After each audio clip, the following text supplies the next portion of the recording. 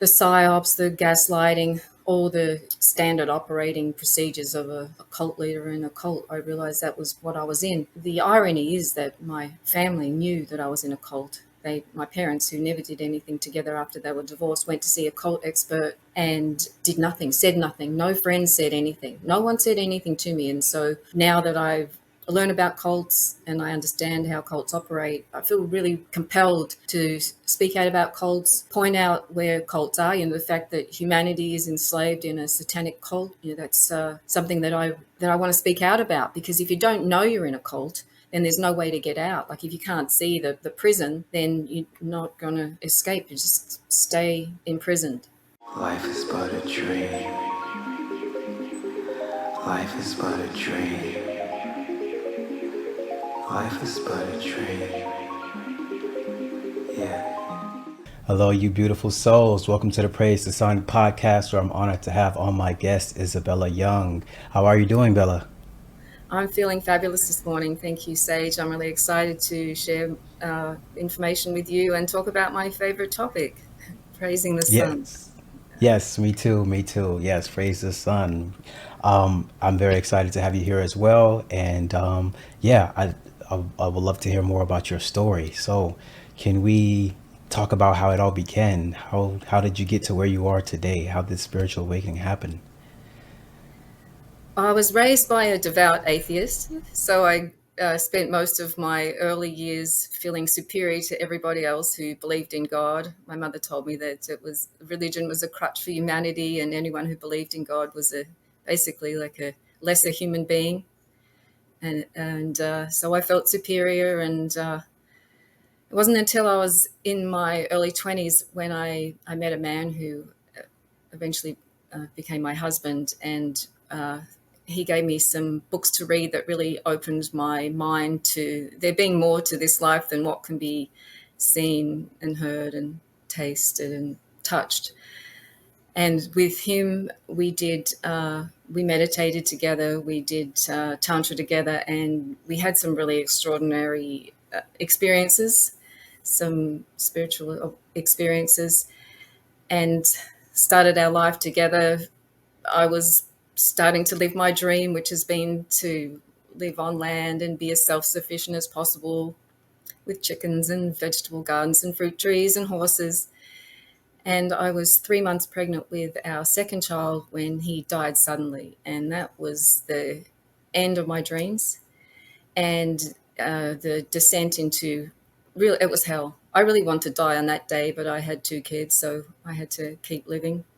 And I couldn't keep up life on the farm. So I traveled around trying to find home, trying to find just somewhere to be that wasn't excruciating.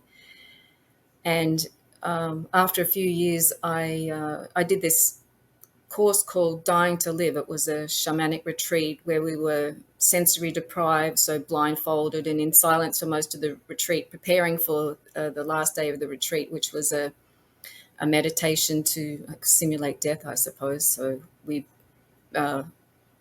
when we came together in the temple space, we wrote our will, our eulogies, wrote letters of forgiveness, and all the sorts of things that one will do to prepare for death. And on the last day, I had an extraordinary out-of-body experience, and I was told it was time to start training with this particular person who I hadn't met but had heard of before. And when I went to America to start training with him, I thought I was entering into an ashram to be with my guru, but it turned out that I was actually entering into a cult with a psychopath, sociopath, narcissist, and by the time I realized, I didn't actually realize until a long time afterwards, but I married him. We had a child together, and we were living as a family in this community. But it was hell pretty much from the get-go, because he was seriously delusional, believes he's the second coming, here to save humanity, and we were all there his disciples to help him with his mission. Anyway, my focus since my awakening with my first husband has been to heal and to serve God. So I felt like I was in the right place, even though it didn't feel good. I understood that I had a lot of issues to heal. I had a narcissistic mother, and so I was really fucked up in the head basically, and knew that I had to heal. So I thought I was in the right place to do that. So my son was found deceased, and that sent me into a tailspin, back into a black hole again, where I was basically just wanting to die, living from breath to breath. And the cult leader blamed me. He said that my son had taken his life because he realized he was gay, and he knew that was unacceptable to me, which was absolute bullshit, like heinous lies. And he blamed me, said that my son's soul wasn't fulfilling its mission because I wasn't an obedient disciple, and I wasn't giving him what his soul wanted. So he took himself out. And it's not really till more recently that I realized that it was actually a stage suicide, that my son was murdered. But I didn't know this at the time. Uh, I didn't really even want to continue to live. But I went along to see this. He'd been the cult psychologist, and I hadn't. Yes, I was disobedient. I didn't really do everything I was supposed to do because I was living in this nightmare of hypocrisy. So anyway, I went to see this guy, and when I walked in the door, he said, "You know you're in a cult, don't you?" And I said, "No, I thought I was in an ashram with my guru." And he said, "Go home and Google the word cult, characteristics of a cult," which I did, and I found that every single characteristic of a cult was applicable to my situation. A charismatic leader who was the arbitrator of truth, who dictated all the aspects of everyone's lives, when we went to bed, when we woke up, what we ate, who we associated with, and, micromanaged our every move. And then there was the brainwashing and mind control, and the psyops, the gaslighting, all the standard operating procedures of a cult leader in a cult. I realized that was what I was in. And the irony is that my family knew that I was in a cult. My parents, who never did anything together after they were divorced, went to see a cult expert, and did nothing, said nothing. No friends said anything. No one said anything to me. And so now that I've learned about cults and I understand how cults operate, I feel really compelled to speak out about cults, point out where cults are, the fact that humanity is enslaved in a satanic cult. That's something that I want to speak out about, because if you don't know you're in a cult, then there's no way to get out. Like, if you can't see the prison, then you're not going to escape. You just stay imprisoned. So he wasn't going to let me go, because he said he did a lot of mind games with me. Like, he said that my soul had been through tens of thousands of lifetimes to get where I was, and this was my opportunity to free myself. And he also said, like, on a practical level, he wouldn't let me take my daughter. So I felt trapped, and I think he finally let me go because he realized he was going to have two deaths on his hands if he didn't let me go. So I took my daughter and came to Hawaii, and that's when my healing really started. And that's when I really immersed myself in nature as much as I could, and that's been my medicine, and particularly through my relationship with the sun and with the earth itself. And it's been a healing process, and it's a continuous process, because it was extremely damaging experience to have gone through that. I felt like I was I was fulfilling I'm not sure I was fulfilling my soul's purpose, but then to realize I was actually being mind raped, it's taken a lot of time to recover from that. Wow. Thank you so much for sharing all of that with us. So if I'm understanding the timeline of events correctly, you've lost two children. No, just one child, and, well, that's another story with the other children. But the first loss I had was my husband, who passed away when I was 3 months pregnant with our second child. And then my next loss was my eldest son, and that was with my first husband. Okay, I'm sorry, I misunderstood. I thought you lost one child while you were pregnant 3 months, but you lost your husband when you were pregnant 3 months. Yeah, I ended up Okay, living my nightmare, which was being a single parent. And right, then I thought I'd really done my dance with death or whatever, but then I lost my son. So it's gotcha. it's been it's been extremely excruciatingly painful, actually. Right, But it's because of my connection to nature that I have been able to move out of suffering. I suffered all the time. I really just have wanted to die for so long, and it's only been through spending time in nature, sun gazing, staying grounded, that the suffering is gone. It's not that I don't feel sad. I still grieve, still cry, but the the time in Hawaii and being surrounded by this natural beauty has it's been balm for my heart and healed my heart. So now that I'm not suffering or anymore, I don't suffer. right. Wow, wow. Yeah, you've been through quite a lot, and I can understand how grounding nature is, how grounding the sun is, and healing those elements are as well. What so at what point, I know that you realized that it was a cult after you talked to, I think, the therapist or Hmm. something like that. Yeah. Were there any moments before that happened that you realized it was a cult, or you were just completely didn't even realize it until the therapist said something about it?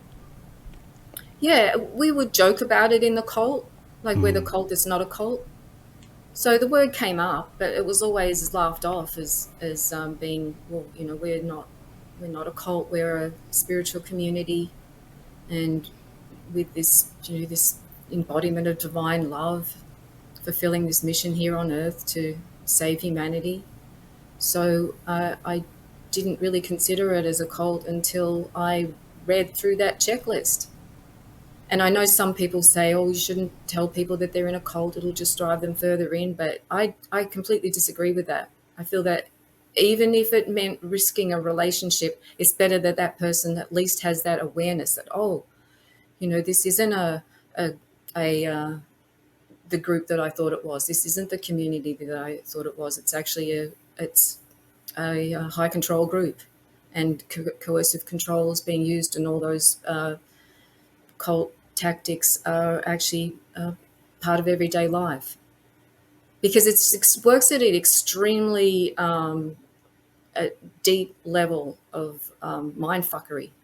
Basically, that's my best way of describing it. So it's hard to be clear of that when you're in it and experiencing it every day and not getting a perspective from any other person or any other way. So I think it's important, if someone is caught up in a cult, to let them know and provide evidence if you can, like I said, the checklist, or if you can get testimonies from other people who've left the cult.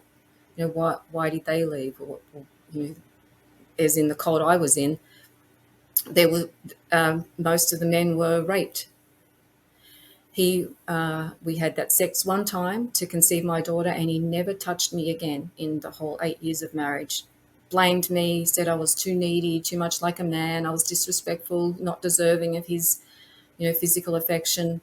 And so I was in a celibate marriage, but meanwhile, he's grooming the boys, which is now I know, wow, what happened to my son, that he was going to speak up and speak out about this pedophile.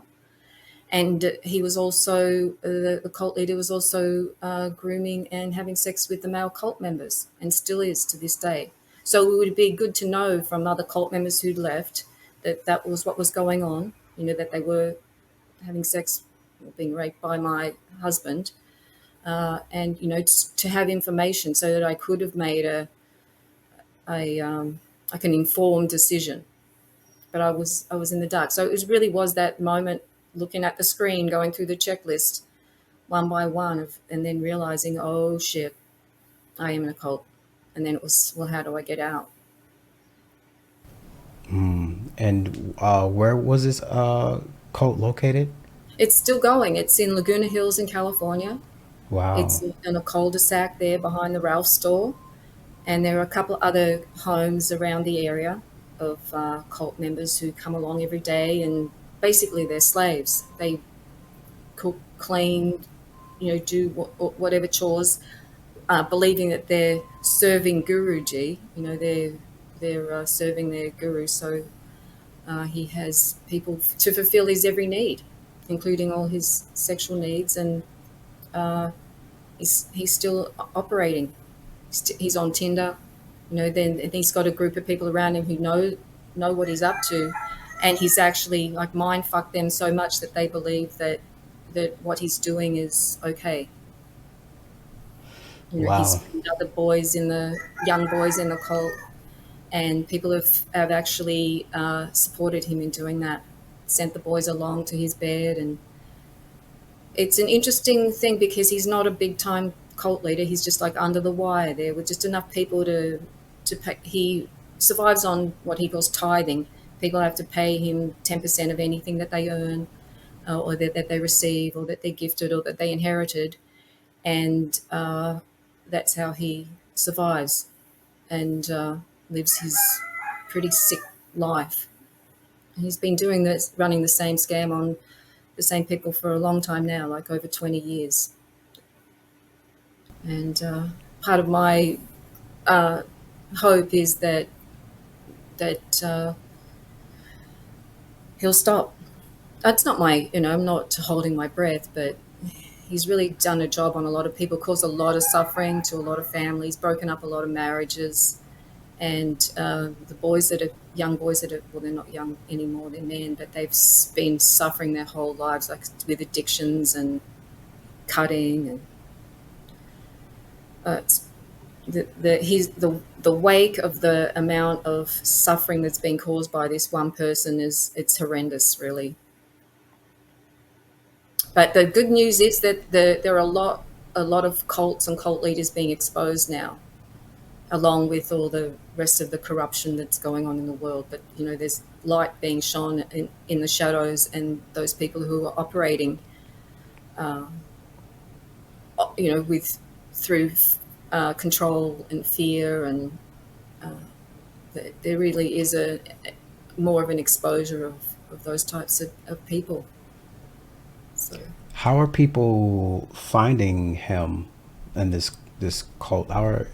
Does he like have like a YouTube presence or yeah, something? he's on YouTube, not a big presence.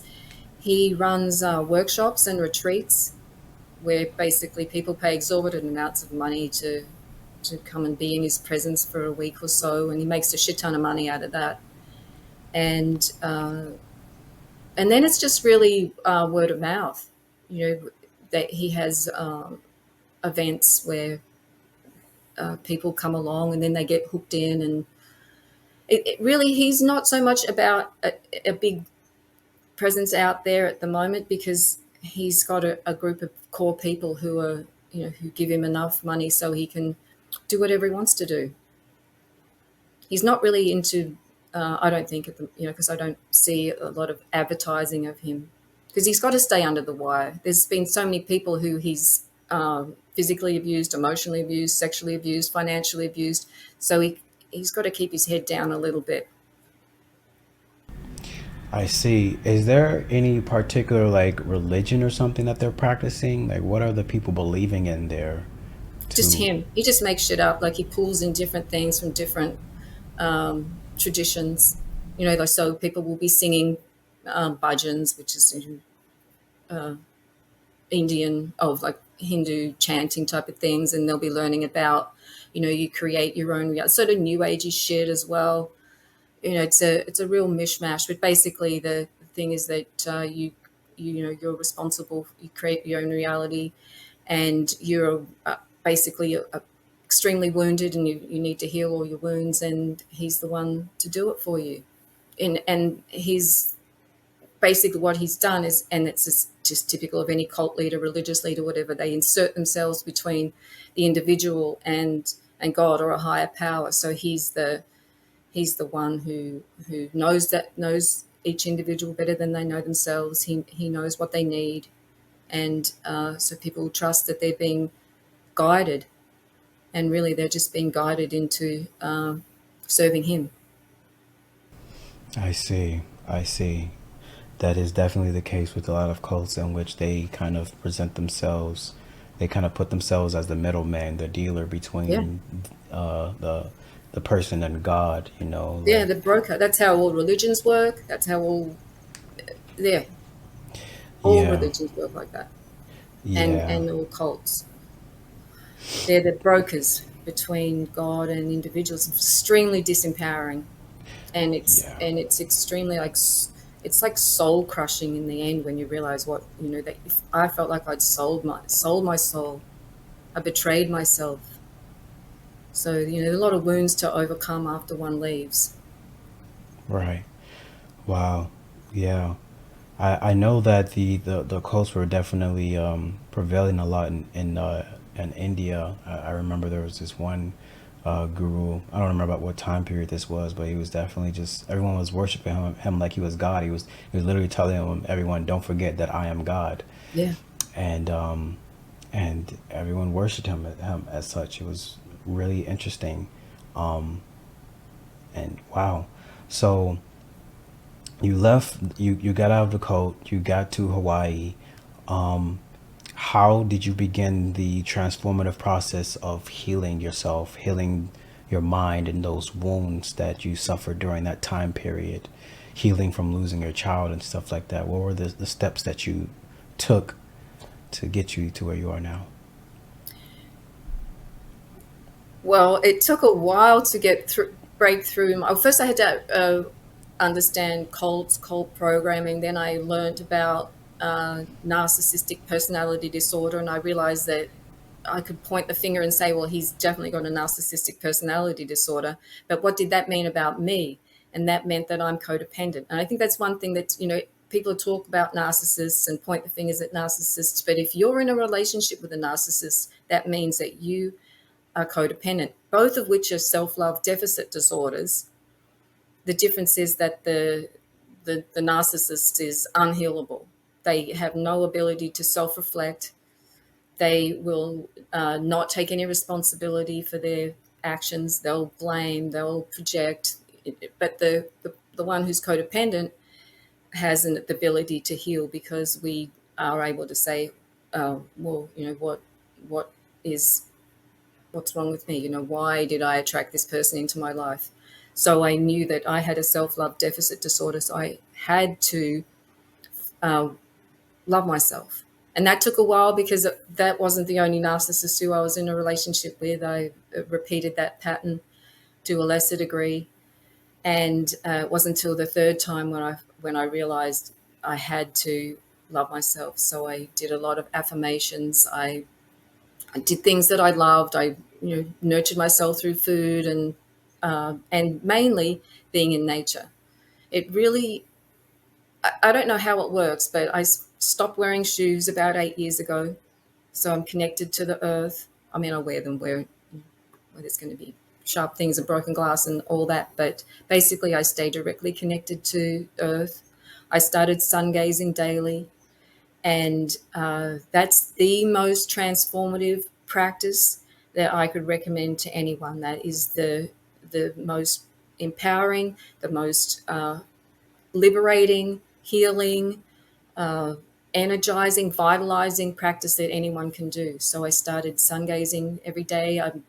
Uh, Now I started very slowly with just a few seconds, and now I can pretty much look at the sun, not for a very long time, but at any point during the day. And I know that connection to nature, my relationship with the sun, has been core to my healing. And that's the reason why there's so much suffering. So many people are sick. So many people are feeling disconnected, depressed. It's because of there's been a disconnection from nature.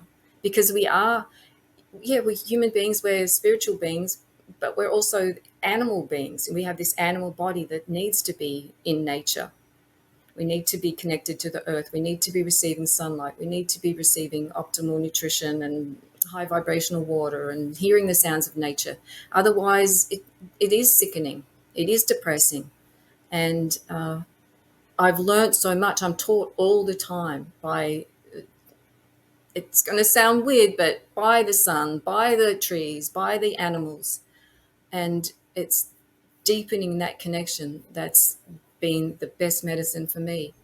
And all the information that I'm learning, I've put into the book that I'm writing at the moment, which is called New Human of New Earth, which is basically just a remembrance of how to be human, because it's being forgotten. And most people living life through screens now, which is highly unnatural for a human being. We're not meant to be just still staring at a screen. It's really disempowering. And the fact is, all these technologies are being used to control us, to keep us passive and ignorant and disconnected from the source of our true power. So the answer is by being connected to nature, by being in nature as much as possible, whether that's hiking or just lying on the ground or having a picnic on the grass or watching birds, listening to the sounds of nature, which anyone can do anywhere. You know, you can put on birds playing or birds chirping or sound of insects. If you live in the city, you can have plants inside. You can use natural lighting. You can wear natural fibers. There are so many ways to connect with nature, even if you're in the city. And there are ways to be grounded other than having bare feet on the earth. You know, you can touch trees, touch plants, use crystals, touch outdoor pets, other grounded people. So there are ways to connect with nature that you can do when you're not in nature, but it's really important to go into natural environments as much as possible without electronic devices. Just be there, because that's the only way that we can rebalance and revitalize ourselves. We live in this chaos of electromagnetic frequencies, and our own vibration is really subtle. And if we're not rebalancing through time in nature, then we're so far off balance. It's no wonder disease sets in and mental illness sets in, and you know, it's vital. And I don't hear a lot of people really talking about the absolute, you know, how important it is to be in nature, be connected to the earth. And it's essential, and especially now with so much of the bullshit going on, there's no other way to really come back to center and recharge and heal without time in nature.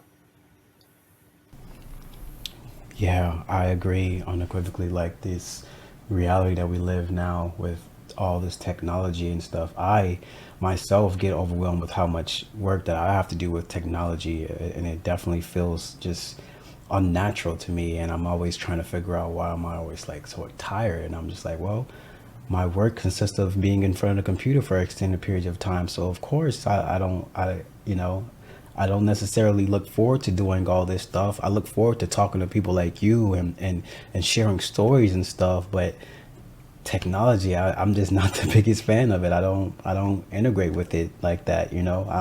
I used to live in a city and I used to live by the lake, and I used to just love walking to the lake and being connected with that. I moved to the burbs now and there's a lot more trees and I love the green and stuff. So it feels still grounding to me, but it's just for people to live in areas with just no type of nature, that's just like prison to me. It's just like you gotta have some type of nature, whether you go travel to it, go to a park, go somewhere to reconnect with nature, turn your phone off, feet on the ground and ground with the planet and feel that presence that's inside of you and connect with it, because our bodies definitely have that animalistic property to it where it does need to be in nature and it does need to connect with the sun and stuff. And when you said that you communicate with the sun, and it's, it might sound crazy, me and my audience doesn't sound crazy to us. That's what we do. This is the Praise of Sun podcast. We communicate with the sun. We communicate with the sun and the planet, and that's our thing. That's what we do.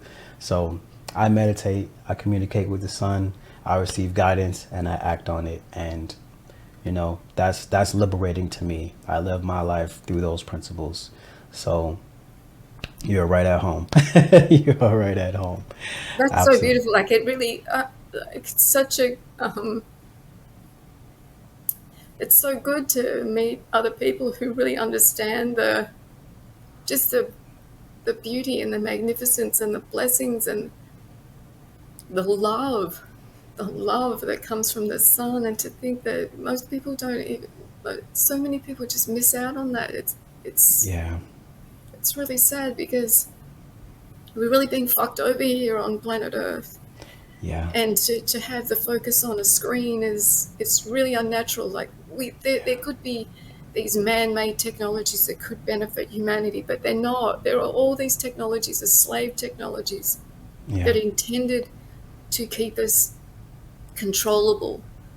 And it's only through the relationships that we have within nature that we actually can live as sovereign beings, that we can really evolve. We're not going to evolve through these artificial technologies. Then we evolve through our physiology, our biology, our DNA, and that is being thwarted at the moment at every turn. There's this, it can go. There's a lot of black magic that's being used at the moment to keep people unaware of what's really going on, of Hmm. how we are being as a species. We're being attacked. We're being uh, enslaved. We're being disempowered, and how do we turn that focus back? Because these devices are so addictive. They're so entertaining. And we feel like we're living life through these screens, but we're really not. Like, as humans, our life is anything but. It's okay to use them, but not be used by them or be dependent on them, because we really do need to be sourced by nature, being human, being having face-to-face conversations, and like you say, talking to the planets, talking to they're all there waiting. They just want to help. They just love it so much. Yeah. Thank you. You are loved, Isabella. Thank you. Yeah, we're all so loved. We're all so Yes. loved, and it's a great blessing, really. I feel so blessed and It's a so great blessing. grateful. Yes. This is why we're here. This is why we are sharing our message, our stories. I recently did a meditation, and I was just trying to figure out, like, why am I here? Why am I here? What destination, what direction am I taking? And I heard relationships. That's what I heard. I was like, you're here for the relationships. You're here to help people interact with each other, to grow with each other, to remember what it's like to actually open your heart and have love with each other, and not, sit on a phone all day and be distracted and lose yourself and all of this propaganda and nonsense, and prevent us from going down a timeline where we lose our humanity and lose our Yeah, connection right. to source. you know I understand that there is a lot of black magic and dark magic and manipulation being used to distract people from their inner light, their inner source. And a lot of it kind of works on a bit of an unseen dimension, an unseen level, and that's why people are so easily distracted from it. It's for the aware, it's right in front of you, but for the unaware, it might as well be invisible. Yeah. You know, and it takes souls who are awakened to bring this to light, bring this to people's attention. It very much is just, it's like that cult principle where you don't know you're in a cult until someone says, hey, you're in a cult. you know some people don't know that they're being manipulated and being Right. led astray until you Yeah. tell them, hey, this is happening to you.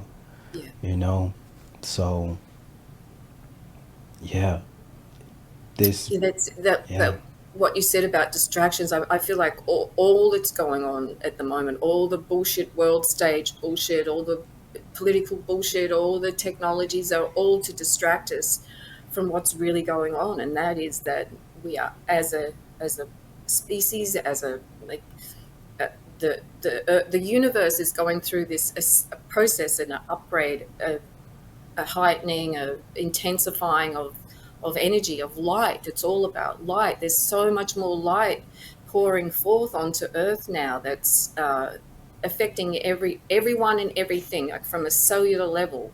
Yeah. It's and then to not be aware of that means that we're not able to take advantage of that, or not able to optimize our being, because the I just heard Cliff High talk about how now we're in this we meaning that our whole like Earth, and we've shifted into this place where now we are receiving direct energy from the galactic center, which is coming through the sun and and inundating Earth with the highest frequencies of light. And light is it's life optimizing information. It's uh, it's essential for our evolution as a species, because humanity is under threat. Like you said, the freedom and future of humanity is under threat because we're not paying attention to the what's really going on, and that is that we have the all the forces from the great central sun. We also have all these countless beings of love and light that are here to support our ascension process, that are ready and willing to engage with us, support us, but they can't help unless they're invited to help. They can't violate anyone's free will. So with we actually have an endless, infinite army of support to be able to move out of this hellscape that we've been in, where humanity has been really fucked over, and we have the opportunity now to break free. Well, that's the process is underway anyway. It's going to happen regardless of. It's just up to us, particularly those of us who know what's going on, as to how this plays out. Because the light's not going to dim itself. It's going to continue to increase, which is increases the frequency of everything. Like the Schumann resonance, which is the vibrational measurement of the Earth's frequency, that's off the charts. There are more solar activity. Like what used to happen in a couple of months is now happening in a week. The one of the particles of the highest resonance has been measured on at one of those satellite dishes in somewhere in Australia. The whole frequency of the galaxy is accelerating, and any efforts to keep us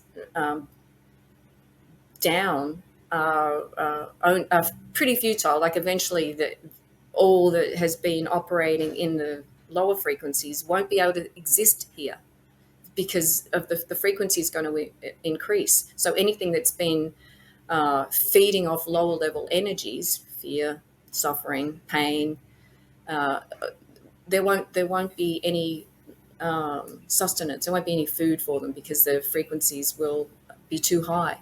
So it's really up to us, because we're the creators. It's up to those of us who know what's going on, who are going to be the ones to dictate how this process goes. Like, are we going to go into a whole lot of shit, chaos, suffering, or will there be divine intervention and we move into a new earth? That does seem to be the path that we are on, is that new earth path. And at least that's how I got into this whole world. That's how I got into spirituality and everything, is from the work of the hypnotist Dolores Cannon, and her work with a lot of the past life regressions that she was doing for people. And I found it interesting that she also did talk about the spirit guides and the basically the army of people who are coming to bring light to the planet, and whether they're incarnating or whether they're on the other side, there's guidance here to uplift this planet. So that made me a lot of very optimistic about Yeah. the ability for us to create a new earth in which we evolve out of this archaic way that we live. I mean, the whole system would has to go out the window. You know, I don't think that we can exist on a new earth and have something like a capitalist system. Like I don't think that's possible. No. When there's the haves and the have-nots, it's gonna create polarity in which all of us cannot resonate on the same frequency. So it's, we're gonna need an entirely new system, and Yeah. a lot of my guests talk about that. They talk about how a lot of people are trying to fit themselves into the old system when the old system is going out the window, and we need to be trying to align ourselves with the new system and a new way of living and stuff like that. And I at least do my best to try to align with that new earth, that new way of thinking as well. So yeah, I'm not really into like politics and stuff like that, because I feel like it's just a stage, it's just a play, it's just a drama, it's the same Distraction. old stuff. Yeah, it's a Yeah. distraction, it's the same old Yes. stuff. It doesn't matter who's going to be elected, it's just going to be the same shit all over again. Republican, Democrats, it's two heads of the same snake. It doesn't matter. So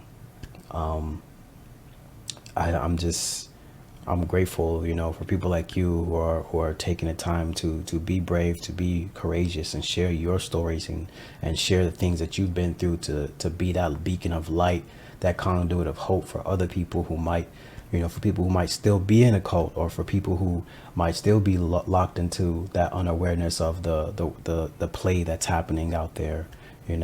So yeah, thank you for just taking the time today. It's amazing. How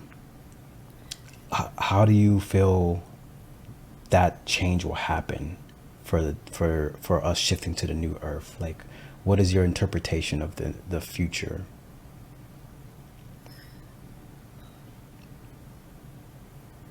It's a difficult question to ask because we are dealing with the most evil, like mind fuckers, black magicians. They've really done a job on humanity. So they've created all these systems of enslavement. They created the monetary system, the political system, the education system, the legal system, the religious systems. They're all systems of enslavement, and they're held up by us, by our participation in them, by our paying taxes, by our voting. Voting gives permission to be ruled, by our sending kids to school, to get a degree or whatever, get an education. It's just an indoctrination. It's just into to becoming a debt slave. So all these systems are actually being upheld by every one of us who continues to participate in them. It's evil genius, really, because it's extremely hard to extract oneself from them.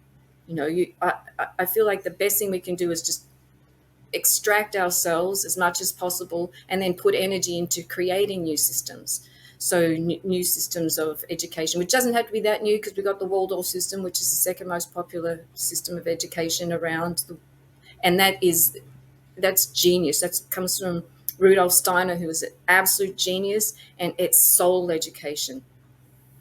So we've got some of these systems are already in place. It's not like we have to reinvent the wheel. We've also got ways of exchange. We don't really have to have. We could have decentralized currency.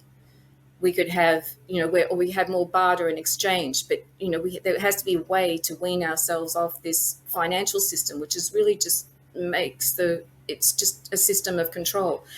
And yes, we need leadership, but not what we've got at the moment. That's an absolute fucking circus, and how people can't see that now, it's just beyond me. Like where we're up to now with this evil clown show, and people are still like taking sides. It's the Hegelian dialect. That it's divide and conquer. Pick a side, and you can look at that the same with in the way that there's religious wars, or there are sports teams or whatever. There are so many ways that we're being divided, that we're being messed with, that we need to recognize and then step back from, and create something new. And yeah, maybe there are some ways of the old system that are worth bringing forward into new earth. I don't know what they are, but as far as how it goes from where we are now to where we're going to be. I don't know. I know it's going to happen. We are going to be free. Humans are going to live as sovereign beings. There is going to be what do they call it? The humans of New Earth, Terra Nova. There'll be Terra Nova, and we will be Homo Luminous or Homo Celestis. That will happen. But right now, what's happening is there is a rise of what I'm calling techno humans, humans who relate to life more through technology and screens than they actually do. And so I don't know how we're going to go because we've got two generations now of human beings who relate to life through screens more than they do to nature or to other people. And it's a little bit daunting to know how people say, oh, what, the children are the hope of the future, but have you really? That's not, I don't feel optimistic about that statement at the moment when I look around and see how the children are the ones that are being irradiated before birth. They're being jabbed up so much that every jab ensures that any individual who takes that shot will never reach full potential. So that happens, and they've got the indoctrination from education, and then the whole social media, just that's black magic right there. So I'm optimistic, but I just don't know how we're going to go from where we are now to New Earth.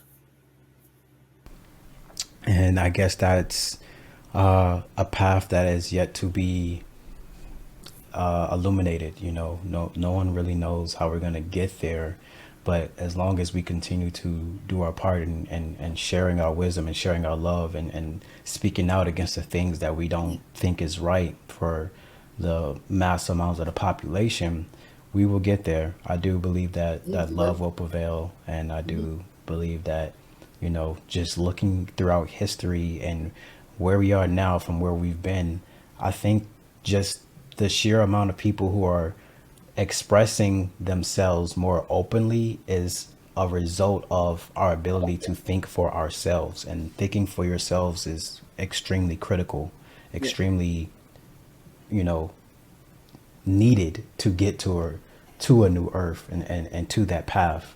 So as long as we continue to work on ourselves and allow ourselves to look at stuff like, technology and it has its place in our world. It's allowed us to communicate. Me and you would have talked without the email, so it's helped us, but Yes. we can't go down the path in which we're becoming like cyborgs and stuff.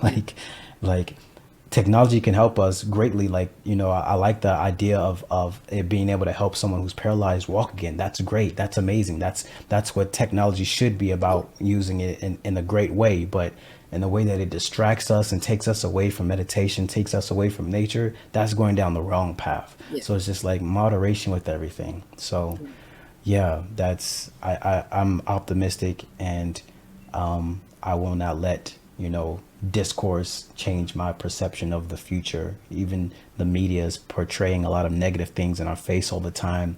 I just, there's always bad things happening in the world, but my inner peace is my inner sanctum and my inner happiness, and I'm gonna keep going down the path that I'm going down.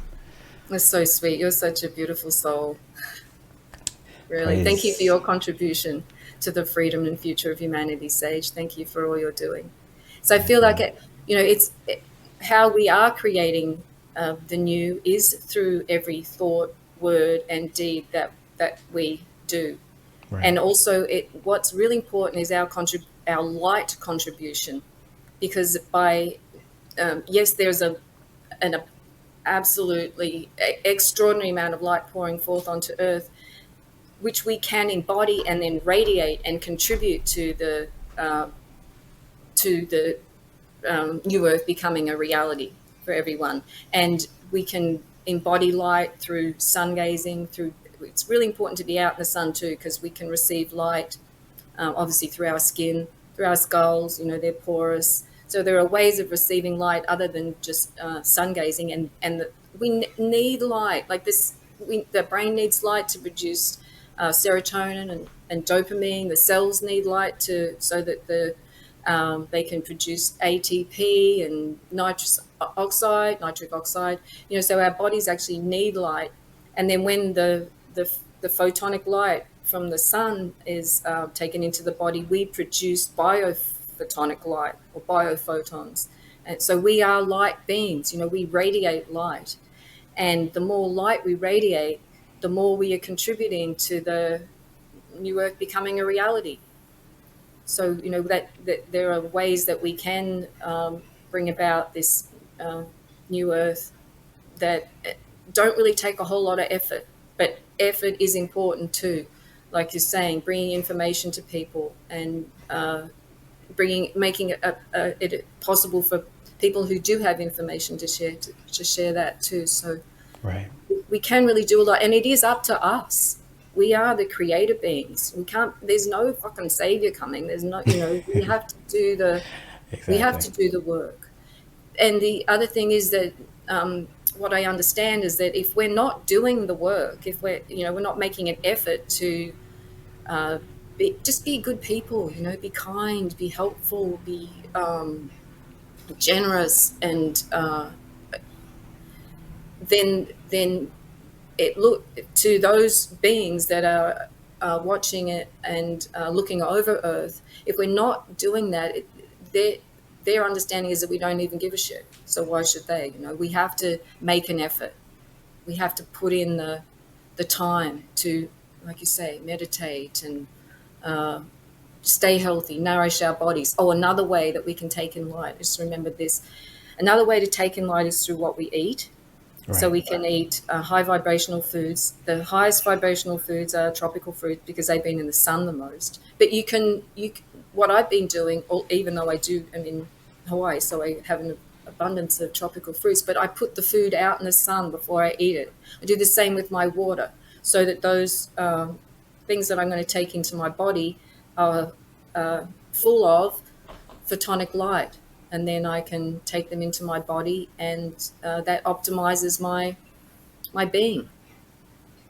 Agreed. I eat watermelon every single morning, and I cannot. I need to make an entirely separate video on that because that alone has just completely changed my energy levels and my Yeah. brain function and stuff. Like, it's.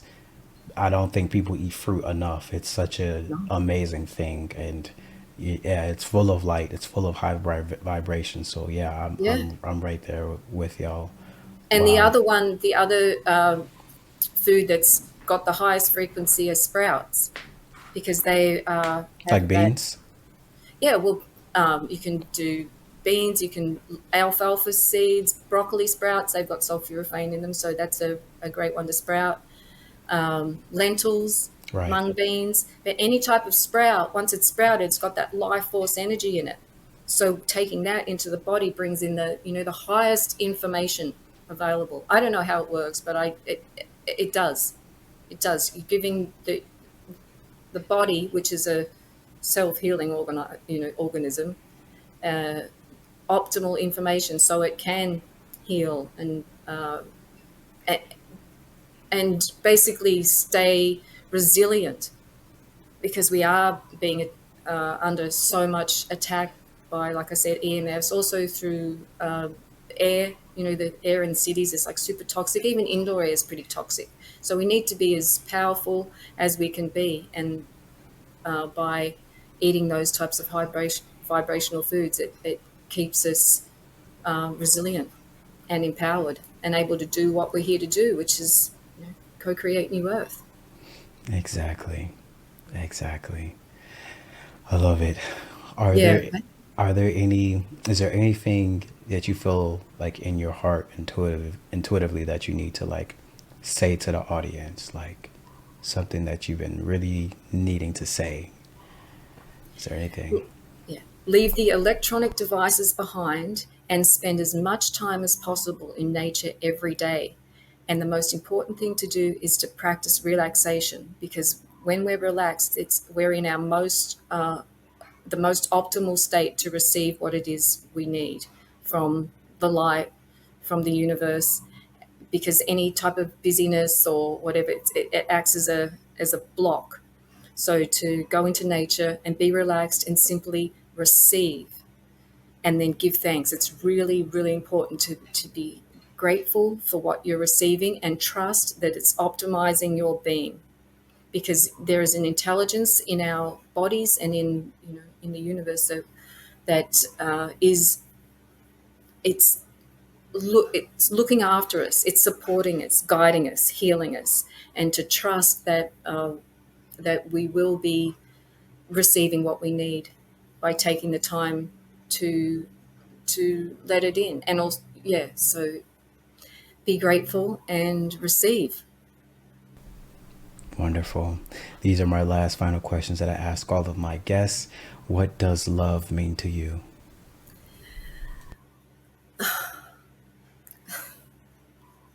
Love is life.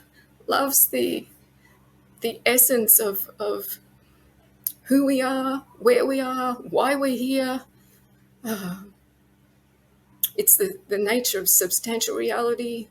It's who I am, who you are. It's all that is. That's what love is to me. Love is all that is. Yes, yes, yes, yes. And what does the sun represent to you? The sun's love, the sun's divine love. It's pouring forth, blessing us, uplifting us, healing us, energizing us, and sourcing us. And yeah, Yes, thank you so much. I don't usually cry so much during it. It's a release. It's a release. And I'm honored that you came here, that you've told your story, and that you had the ability to release publicly like this. You know, being vulnerable is so, so hard. And people don't understand how brave it takes a soul to come out and to say your thoughts and say your story. There's plenty of people who kind of just hide behind the screen, and they say their criticisms and stuff like that, but it takes a truly brave soul to come out, say your story, be vulnerable, and open your heart like you are. So crying is release, and I'm honored that you have opened your heart and released with us today. So thank you so much, Isabella Young. Thank you so much. And thank you. It's because of the the safe and honoring and like the anchored in truth space that you hold, Sage. Thank you. It's because of that. Thank you. Try not to cry myself. I'm a Pisces now. I get emotional, so I'm trying to hold it together. So, Good but luck with that. I know, right? I'm gonna be crying after this. But thank you so much. Where can people find you and reach out to you if they want to contact you? I have a website. It's feelingbetternaturally.love, and I have some of my writings and some of my artwork and some of my videos on there. I also have a YouTube channel where I posted a lot of talking heads videos back in the day. Now I've been more focusing on just putting up nature videos. I spend a lot of time in the ocean, so I put up my snorkeling videos where I'm pulling fishing line off coral, and I share sunsets and uh, just the simple things in nature that I feel are better for people to look at than my yapping head or something else. So yeah, there's my YouTube channel, and I have Substack too. That's Feeling Better Naturally. And I have a book that I put out just when all that psyop started, called Putting on the Armor of God, which still has relevant information in it, though, like I said, it was written a few years ago. But the one I'm most excited about is coming out in a couple of months. It's called New Human of New Earth, and that'll be available on Amazon. And it's going to be a massive book with hundreds of medicines that we have available to us in our bodies and in our divine nature, so spiritual technologies, as well as medicines that are in nature that are free, readily available, effective, safe, and extremely empowering and healing. And so I think it's going to be it's a really important book, because, like I said earlier on, a lot of the of what's really important about our humanness is being forgotten, and uh, and that's to our detriment. I agree. Thank you so much for your time. Praise Thank the you, sun. Sage. Thank you. Thank you Thank so you, much. everyone. Thank you, Thank everyone, you. for listening. Y'all have a Yeah, blessed day. yeah, thank you.